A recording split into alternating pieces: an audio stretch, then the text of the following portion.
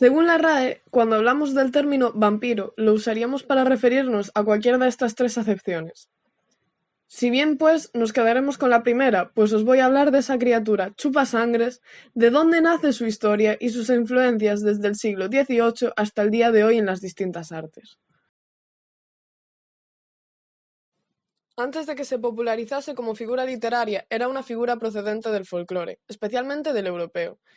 Esta bestia sobrevivía a base de alimentarse de la esencia vital de las personas. De aquí deriva el tópico de beber sangre, a la que se le atribuye ser fuente de poder o vehículo del alma. Pero lo que diferencia al vampiro del folclore del vampiro literario es que el personaje de la tradición popular era descrito de una manera más similar a una bestia que a una persona en sí. Tal como es conocido en nuestros días, proviene, además de un temor a los bajos instintos, de una compleja combinación de varias supersticiones, entre las que se incluyen las creencias sobre la sangre, el temor a la depredación, a la enfermedad y a la muerte, de la cual la expresión más palpable es el cadáver, así como la fascinación temerosa por la inmortalidad y el instinto de supervivencia. Algunos estudiosos sugieren que el mito del vampiro, sobre todo el que se popularizó en Europa después del siglo XVII, se debe en parte a la necesidad de explicar, en un contexto de pánico colectivo, las epidemias causadas por enfermedades reales que asolaron Europa, antes de que las ciencias lograran explicarlas racionalmente. La figura del vampiro no estaba presente solo en el folclore europeo, sino en la cultura balcánica, donde se le conocía como strigoi. Eran aquellos vampiros condenados a serlo por nacimiento. Y también en culturas tan dispares como la mexicana, con el famoso chupacabras.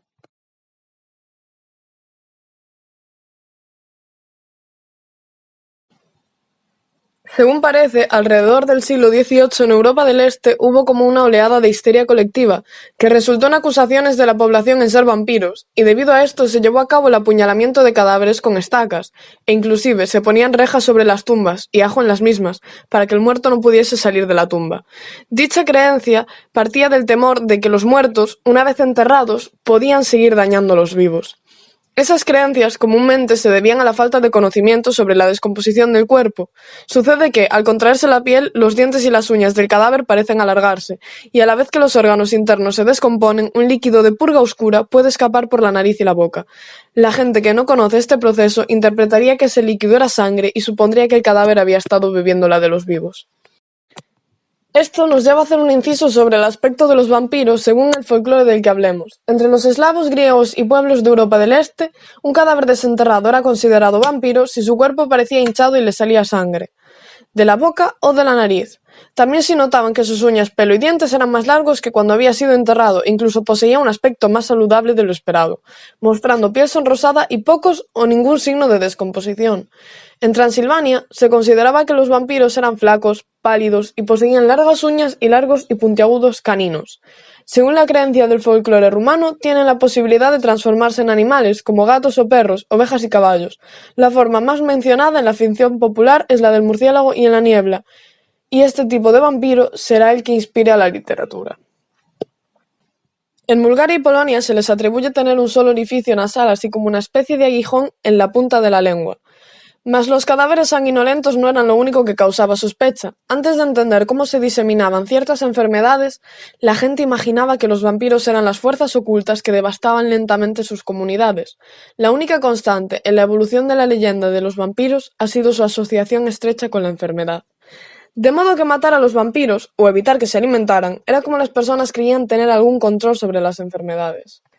Durante los siglos XVII y XVIII, las historias de vampiros florecieron en las naciones del sur y oriente de Europa, para disgusto de algunos personajes poderosos. Hacia mediados del XVIII, el Papa Benedicto XIV declaró que los vampiros eran invenciones humanas, y la reina María Teresa de Habsburgo condenó las creencias sobre vampiros como superstición y fraude. Pese a ello, los esfuerzos antivampíricos continuaron. Lo más sorprendente es que el mayor pánico de vampiros ocurrió en Nueva Inglaterra, en Estados Unidos, a finales del siglo XIX, 2 siglos después de los juicios de brujas en Salem. Se cree que estos vampiros de Nueva Inglaterra se asemejarían más a los Nachtsterer alemanes que a los Strigoi rumanos. ¿Cuál es la diferencia? El modelo de vampiro alemán, cuyo nombre se traduce como desperdicio de la noche, permanecería en su tumba y dañaba a los vivos desde dentro de la misma, ya que estos vampiros, gracias a sus habilidades mágicas, matan a sus familiares. Aunque se nos hace saber que, al igual que los rumanos, los habitantes de Nueva Inglaterra buscaban sangre en los órganos vitales. en vez de evidencias de mortajas roídas. Esto último era lo típico en la creencia alemana, lo que nos hace pensar que al igual se basaban más en el modelo de vampiro rumano. ¿Y cuál era el remedio antivampírico por excelencia en el 19 en Estados Unidos? La solución era la del sacar el corazón, quemarlo y dar las cenizas a la persona o personas enfermas, que por cierto también se acostumbraba en Rumanía.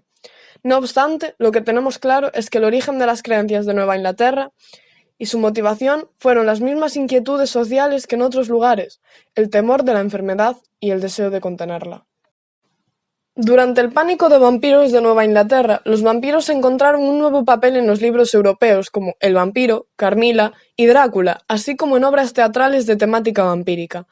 Aunque inspirados en las leyendas folclóricas y pánicos pasados, estos vampiros aristocráticos y sexuales se parecían más a los vampiros que conocemos en la actualidad que a esa bestia, más similar a un animal que a un humano, procedente del folclore popular. A comienzos del siglo XVIII, las menciones del vampiro pasaron de las tradiciones populares a las publicaciones periodísticas y eruditas en Europa, apareciendo descripciones y análisis de casos específicos. Los errores en estos informes médicos que dieron origen a la leyenda se explican hoy en día por la poca comprensión que se tenía en la época sobre el proceso de descomposición de los cadáveres. En el llamado Siglo de las Luces, cuando se propugna el triunfo de la razón y el desprestigio de las supersticiones, se intentó desvirtuar las leyendas sobre los vampiros. En 1746, el monje benedictino Calmet publicó su obra Tratado sobre los vampiros, con la intención de desacreditar el mito mediante argumentos cristianos. Pero tanto esta como otras obras que nacieron a la sombra de la Ilustración en contra del mito de los vampiros solo consiguieron incrementar aún más la creencia en ellos. Igualmente, el español Benito Jerónimo Fijó, quien escribe en cursivas y con mayúsculas la palabra vampiro, pues en el siglo XVIII, a pesar de estar generalizado su uso, apenas comenzaba a ser un término aceptado por la Academia, en su ensayo comentando la obra de Agustín Calmet, desecha la existencia de los vampiros. Pero fue sin duda el poema narrativo del romántico alemán August Burger, Lenore, el que puso de moda el tema del vampiro en la literatura, junto con el relato El vampiro, de John William Polidori.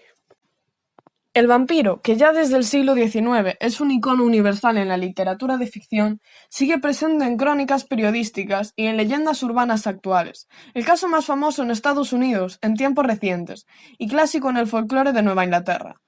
Ajustado a los cánones del mito, es el incidente sucedido con Mercy Brown, fallecida a los 19 años a causa de tuberculosis en Rhode Island, y cuya exhumación en 1892 fue realizada ante el temor de que se había convertido en vampiro.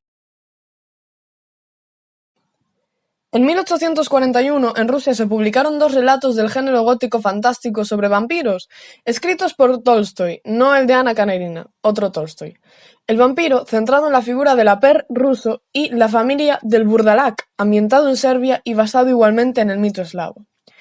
En 1872 se publica Carmila, novela corta escrita por Le Fanu, que muestra muchas características del terror gótico e incluye una leve influencia de contenido erótico particular propio de los vampiros. Podríamos creer que a partir de esta novela el personaje vampírico empieza a irradiar la sensualidad y erotismo que tenemos siempre presente a la hora de hablar de vampiros en la actualidad. Pero la novela más famosa sobre vampiros, sin duda, es Drácula, del escritor irlandés Bram Stoker, y publicada en 1897, cuyo protagonista personifica la fascinación de lo prohibido, y es una figura simbólica clásica de la sexualidad reprimida, característica de la sociedad victoriana en la que el autor vivió. Cuando pensamos en vampiros, todos tenemos en la cabeza la imagen del conde Drácula, en su portentoso castillo alejado de la mano de Dios en los montes romanos. Es el prototipo clásico de vampiro, el vampiro del que, sin lugar a dudas, deriva la imagen que tenemos en la actualidad de estas criaturas. La más importante revisión literaria del mito del vampiro después de Drácula se produjo a finales del siglo XX, cuando la escritora norteamericana Anne Rice publicó Las Crónicas Vampíricas. Los vampiros concebidos por Rice son personajes adaptados al gusto de las sociedades contemporáneas, aptos para todos los públicos, carentes de la maligna crueldad sin remordimientos de sus antecesores literarios y de los personajes reales que los inspiraron. mostrándose como unos entes elitistas, posmodernos y confusos, solo un poco pervertidos, con sentimientos de culpabilidad y humanizados, sumergidos en el pensamiento filosófico de la nueva era, sin representar la maldad y bestialidad en estado puro que caracterizan al vampiro mítico tradicional o folclórico. A principios de los 90 aparece The Vampire Diaries, una serie de novelas escritas por L. J. Smith, que después será adaptada a la televisión como serie. Nos muestra al vampiro en su versión más romántica, en el sentido sentimental de la palabra. Dos hermanos convertidos al vampirismo y enamorados de la misma chica, conviviendo como adolescentes normales, pueden salir a la luz del sol y hacer cosas propias de su supuesta edad. Aquí ya empezaríamos a ver el vampiro que se popularizaría más entrada la década de los 2000. En 2005 aparece la saga de gran éxito sobre vampiros contemporáneos, compuesta por las novelas Crepúsculo, Luna Nueva, Eclipse y Amanecer, escritas por Stephanie Meyer, sobre el romance entre un vampiro de unos 100 años y un adolescente normal y corriente. Trama bastante relacionada con The Vampire Diaries, a la hora de ver al vampiro como ese ser seductor, sensual, casi un humano normal y corriente. De no ser porque se mantiene que comen sangre, casi parecería que estuviésemos hablando de otras criaturas. Se han filmado una infinidad de películas y series de terror en el cine y televisión sobre vampiros. El vampiro fue llevado al cine por primera vez en 1922 bajo el título Nosferatu, una sinfonía del horror, dirigida magistralmente por Murnau. Desde entonces, el vampiro ha protagonizado incontables producciones cinematográficas. La imagen de Drácula por excelencia en el cine de las primeras épocas ha sido la del actor húngaro Bela Lugosi, quien protagonizó la versión clásica de Drácula, dirigida por Tod Browning en 1931. En 1958, la novela Drácula volvió a ser adaptada para cine con un toque más erótico, a cargo del actor inglés Christopher Lee, quien llegó a ser identificado con el personaje tanto o más que Lugosi, protagonizando cerca de 10 títulos con esa temática. En 1979 se filmó una versión de Drácula protagonizada por Frank Langella y en 1992 Francis Ford Coppola realiza Drácula, de Bram Stoker, más fiel a la novela original que las anteriores versiones y en la que hace gala de todos los recursos que el cine permite para convertir cualquier fantasía en imágenes. En 1994 se realizó la película Entrevista con el vampiro y basada en la novela homónima de Anne Rice, quien elaboró también el guión, con un joven Brad Pitt en escena. Los vampiros son tema frecuente en las novelas gráficas de terror, tales como Blade, protagonizada por un cazavampiros híbrido entre humano y vampiro. De los mangas, sobresale la serie Hellsing, en la que la Orden de los Caballeros Protestantes Reales, descendientes de la familia de Abraham Van Helsing, el famoso cazavampiros de la novela de Stoker, luchan contra seres sobrenaturales como vampiros, demonios y ghouls. Además, hay diversas plataformas actualmente donde podemos encontrarnos con la imagen del vampiro. Por ejemplo, en videojuegos.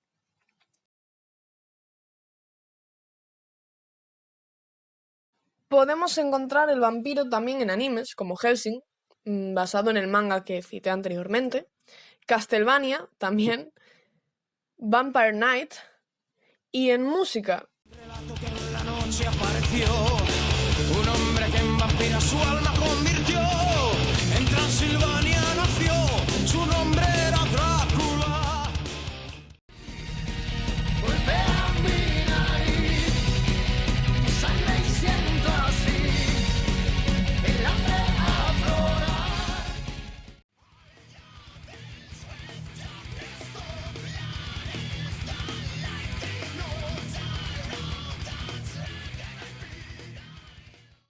Como prototipo de personajes de los videojuegos, los cómics o la literatura popular y el cine. Como paradigma o referencia de ciertas subculturas o tribus urbanas, como la subcultura gótica. Como referencia lexicográfica en el lenguaje cotidiano y el término en español, según el diccionario de la RAE, que describe también a aquella persona codiciosa que abusa o se aprovecha de los demás. Y el verbo vampirizar a abusar o aprovecharse de alguien o algo. Podemos ver entonces que si bien los vampiros existen, no son los seres que viajan en la noche en busca de presas de las que alimentarse, y que esta criatura sobrenatural procedente del folclore de Europa del Este ha acabado instalándose en la actualidad en la mayoría de culturas del mundo, gracias a esos escritores que la describieron en sus páginas y nos narraron sus aventuras o desventuras, como Bram Stoker, y a esos cineastas que posteriormente los llevaron a la gran pantalla. Gracias a ellos, seguro que todos tenemos algún vampiro en nuestra casa.